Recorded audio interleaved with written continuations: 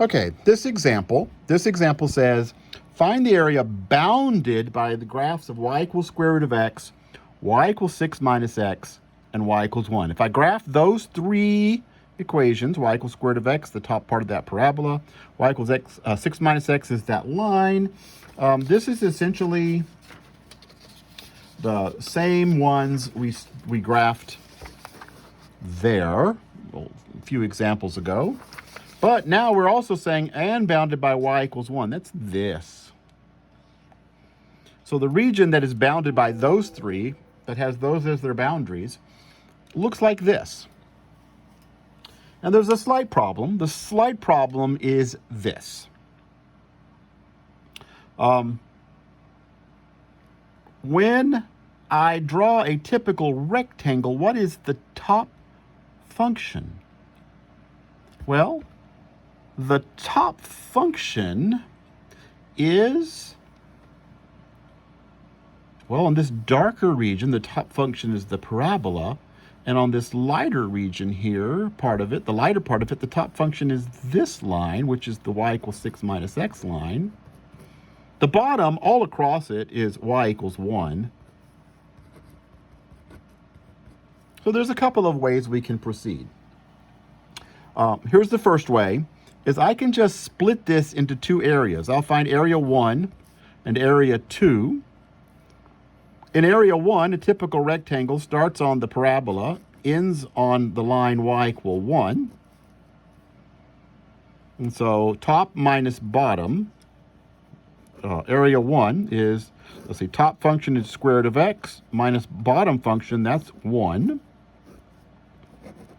Oh, let's see. We got to figure out where the limits are. What is this? This is where the square root of x hits 1. Well, that's where x is 1. This right here is where 6 minus x hits 1, where y is 1. So that must be 5. If x is 5, y is 1. We got this weird one in the middle. And the one in the middle is where the parabola hits that line. Where does square root of x equal 6 minus x? Square both sides. X equals 36 minus 12x plus x squared. So I get x squared minus 13x plus 36 equals 0. That factors, let's see, x minus 4, x minus 9, x equals 4, or x equals 9. It's clearly not at 9. It's somewhere between 1 and 5. It must be at 4. And this parabola is never going to hit the line where x is 9. And that's an extraneous solution, actually, because the rest of this parabola is down here, and that's where the line would hit. So that's where x is 4. Area 1 is therefore from 1 to 4. And area 2,